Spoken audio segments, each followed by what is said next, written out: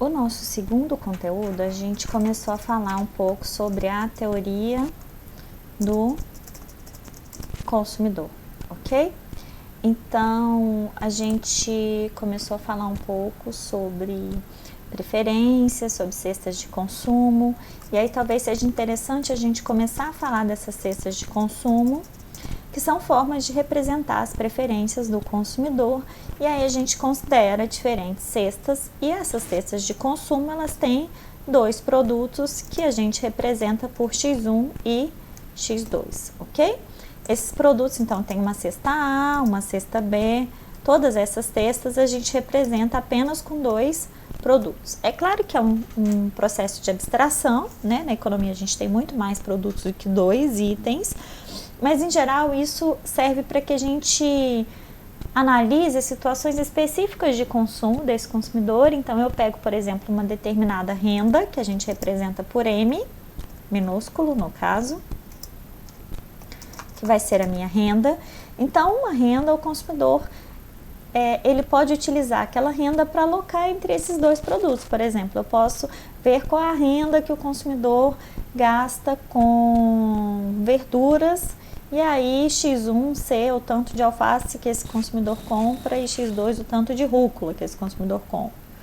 Ou eu posso pegar uma determinada renda, quanto que o consumidor gasta no final de semana entre, por exemplo, beber em casa ou quanto ele gasta no bar. X1 então é beber em casa, X2 é ir para um bar, né? Então são possibilidades de alocação específicas de consumo que eu tenho como analisar a partir dessas cestas de consumo, ok? Bom, e aí a gente viu que para que a gente perceba o quanto o consumidor pode gastar, a gente trabalhou com o conceito de restrição orçamentária, que é o tanto de dinheiro que esse consumidor tem para comprar esses dois produtos. Então, quando eu estou falando de restrição orçamentária, eu estou falando de toda a quantidade de X1 que esse consumidor pode comprar, multiplicado pelo preço desse produto 1, mais toda a quantidade de X2 que esse consumidor pode comprar, vezes o preço do produto 2, e tudo isso precisa ser, aqui eu não vou achar muito rapidamente, então eu vou escrever, né, menor ou igual a renda desse consumidor, que é M, ok? Então, X1P1 mais X2P2 tem que ser menor ou igual à renda, ou seja, tem que caber na restrição orçamentária desse consumidor. E aí, para que eu represente isso graficamente, eu vou traçar o que a gente chama de reta orçamentária. E aí, para traçar essa reta orçamentária, eu coloco que X1 P1 mais X2 P2 é igual a M, ou seja, quando ele gasta todo o dinheiro dele comprando aqui X1 P1 mais X2 P2. E para que eu ache as interseções nessa reta orçamentária, eu preciso pensar que ele pode ser que ele gaste toda a renda dele com o produto 1, ok? Então, para que se ele for gastar toda a renda dele com o produto 1, eu vou pegar toda a renda dele, vou, na verdade, dividir pelo preço do produto 1, que aí eu tenho a quantidade de X1 que esse consumidor pode comprar. Vamos supor, então, que esse consumidor tem R$100, que o preço do produto 1 é R$2, isso quer dizer que a quantidade máxima que esse consumidor pode comprar, se ele comprar só X1, é 50, ok? Então, se eu fosse representar essa reta, essa cesta, eu teria essa cesta com 50 unidades de X1 e 0 unidades de X2, ok? Vamos supor agora que eu quero saber qual a quantidade máxima de X2 que esse consumidor pode comprar. Então, vou ter que pegar a renda dele e dividir pelo preço do produto 2, ok? Vamos supor que, para que eu possa achar a quantidade máxima de X2. Então, eu tenho R$100 de renda, vou dividir por 4, que é o preço teórico aqui do X2, e isso me dá que se eu for gastar toda a minha renda com o produto 2, eu consigo comprar 25 unidades do produto 2. Então, eu teria aqui uma cesta de consumo, na qual, se eu estou comprando tudo de X2, eu não estou comprando nada de X1. Então, eu tenho 0 X1 e 25x2, ok? E aí eu poderia, então, fazer o gráfico, né, da restrição orçamentária. Então, eu tenho aqui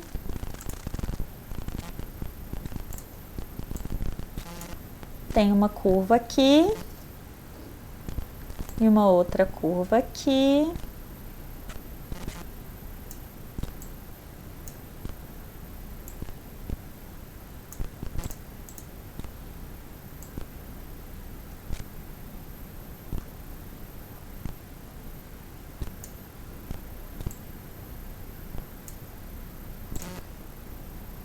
Não está absolutamente reta, mas tudo bem.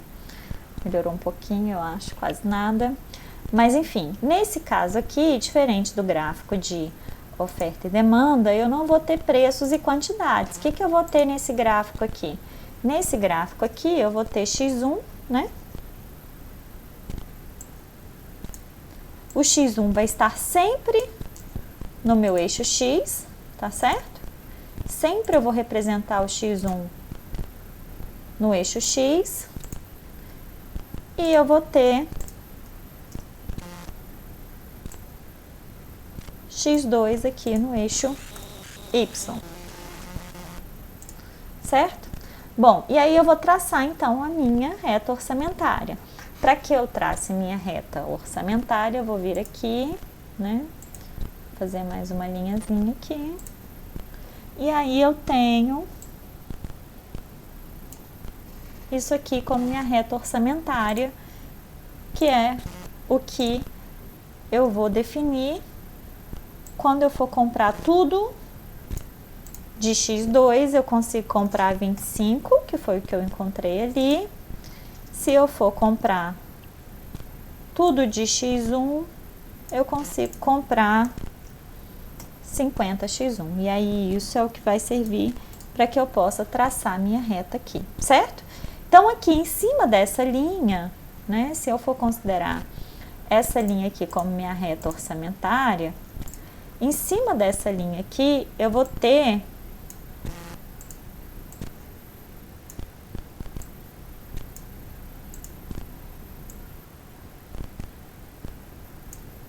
se eu for pegar aqui em cima da linha, eu vou ter cestas de consumo, nesse caso aqui.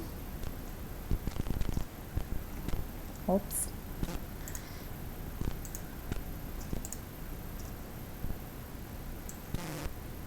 Em cima dessa linha, eu vou ter cestas de consumo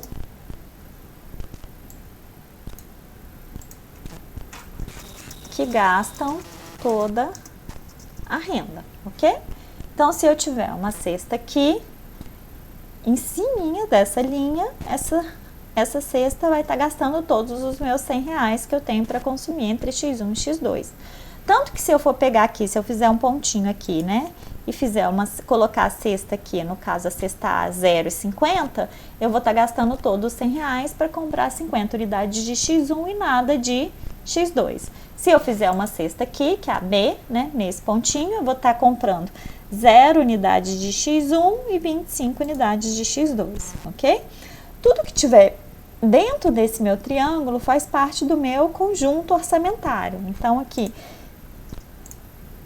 se eu pegar tudo que está dentro aqui do meu triângulo, tudo dentro do meu triângulo, faz parte aqui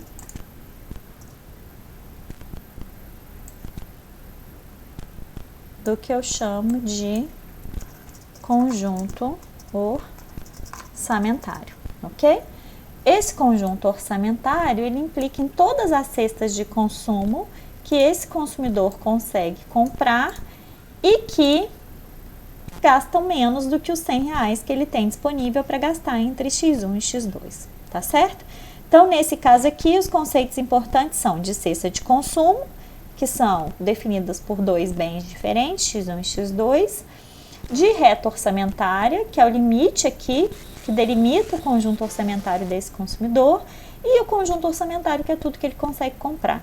E aí, se a gente fosse pensar em empresas, as empresas precisariam influenciar o consumidor para que ele compre sempre mas, obviamente, gastando a renda que ele tem destinada àquela finalidade para comprar os produtos daquela empresa, né, que pretende influenciar esse consumidor de alguma forma, certo? Bom, aqui também a gente viu que a gente tem algumas preferências, e aí aqui, preferências. Aqui eu não vou fazer os gráficos, né, porque a gente gastaria muito tempo. A gente tem alguns tipos de produto. Então, a gente tem os produtos que são substitutos, que a gente já viu a definição deles lá na aula de oferta e demanda, é a mesma coisa. A gente tem bens complementares, que também a gente já viu a definição lá, né, na parte de oferta e demanda. E aqui agora a gente tem umas novas classificações. A gente tem os produtos que a gente chama de mal, que são aqueles que o consumidor não gosta, ok? Então, o produto mal, o consumidor não quer saber daquele produto. Se precisar pagar para não ter aquele produto, ele vai pagar, porque ele não quer aquele produto. Um outro tipo de produto é considerado os bens neutros. Um bem neutro é o que o consumidor não liga para esse tipo de produto. Gente, e aí aqui, lembrando, né, muita gente estava confundindo o produto neutro com os produtos substitutos. Quando eu digo que para o consumidor tanto faz um produto ou outro, nesse caso eu estou falando de produtos substitutos. Tanto faz tomar Coca ou Pepsi, tomar suco ou refrigerante, são produtos substitutos. Um produto neutro, o consumidor ele não está nem aí para ele. Se ele vier de brinde, o consumidor come, ele leva, mas ele não vai se dispor a pagar por aquele produto. Então, o consumidor não liga, por exemplo, se vem cebola na pizza, ok? Cebola para ele é um produto neutro. Tem que pagar mais pela cebola. Esse consumidor paga? Não, não paga, porque é um produto neutro, ok? Então, são produtos que o consumidor não liga no sentido de não dar importância. Não é para o consumidor que tanto faz um produto ou outro, ele não liga para aquele produto, certo? A gente também tem os bens discretos, que a gente comentou, que são bens consumidos em unidades inteiras, né? Tipo, vou comprar um cachorro, vou comprar um coelhinho de presente de Páscoa para os meus filhos, ou vou comprar um ovo de Páscoa. Não tem como comprar meio ovo de Páscoa. Ou eu compro um ovo, ou eu compro 2 ovos ou 3 ovos, né? Além disso, a gente tem também o ponto de saciedade, que é aquele ponto no qual o consumidor está satisfeito. E aí ele vai estar mais satisfeito quanto mais próximo do ponto de saciedade, certo? Nesse caso é importante lembrar que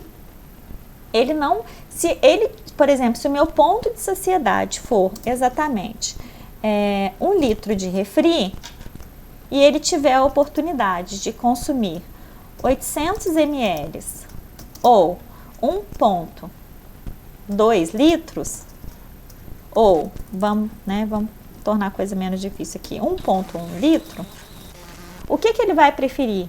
Ele vai preferir consumir, no caso aqui, 800 ml. Por quê? Porque está mais próximo do ponto de saciedade para menos do que ele poderia consumir. Ah, e se fosse 700 ml ou 800 ml ou 1 litro? Ele preferiria 800 ml porque está mais próximo do ponto de saciedade, certo? Mas o ponto de saciedade é o ponto que ele está satisfeito. Então, ele não vai querer comprar mais do que aquilo, por mais que às vezes o preço compense comprar o que tem mais, ok? Porque eu penso assim, se eu só consigo consumir 1 litro, qualquer centavo a mais que eu gasto para comprar 1,1 litro, ou ainda que eu não gaste nenhum centavo a mais, eu vou jogar o produto fora e isso é irracional, certo? Teoricamente funciona assim, tá? Se a gente se comporta de outra forma, aí já é um outro problema. Bom, e aí é interessante porque a gente trabalha aqui com 2 pressupostos, que são 2 ideias chaves aqui, que inclusive me lembra disso porque a gente estava falando do ponto de saciedade. Então, para o consumidor, quanto mais, melhor, certo? Por quê? Quanto mais ele puder ter de um determinado produto, mais satisfeito ele vai estar. Ou seja, quanto mais, melhor, mais satisfeito. Quais são as exceções? Quando ele já atingiu o ponto de saciedade, ou quando é um produto mau, porque ele não vai querer ter mais dele, ou quando é um produto neutro, porque se ele não liga, não vai fazer diferença, quanto mais, melhor. Mas esses pressupostos aqui são o que a gente chama de preferências, de pressupostos para preferências bem comportadas. Então, no geral, preferências normais para o consumidor, quanto mais, vou escrever aqui, né? Quanto mais, melhor, mais satisfeito. E aí um outro pressuposto aqui é que as médias são preferidas aos extremos, ok? Então o consumidor ele vai preferir uma cesta que tenha um pouco de cada coisa, ou seja, entre uma cesta A que tenha 2 unidades e 3 de um produto, ou uma cesta B que tenha 5 unidades e 0 do outro, qual que ele vai preferir? Ele vai preferir essa cesta aqui. Por quê? Porque ele vai preferir combinar, né? Se eu puder ir para a praia ou para o campo, e para mim tanto faz para a praia ou para o campo, eu vou preferir uma combinação das duas coisas. Nesse caso específico, se a gente estiver falando de produtos substitutos, aí é a única exceção em que talvez ele prefira só mais. Por quê? Lembra do exemplo lá que a gente trabalhou, a praia ou o campo? Se para mim tanto faz ir para a praia ou para o campo, e um é mais barato que o outro, eu vou preferir o mais barato, porque aí eu consigo viajar mais vezes, ok? Mas no geral, se não forem produtos substitutos, eu vou preferir combinar esses dois produtos. E aí, inclusive, isso cria uma relação de preferência, né? Não vou conseguir achar aqui, mas considerando que as médias são preferidas aos extremos, eu vou colocar que a cesta A é preferida em relação à cesta B, porque a cesta A tem um pouco de cada coisa, ok? E aí isso também me abre margem para que eu possa trabalhar um conceito que é a taxa marginal de substituição, que é baseada no conceito de utilidade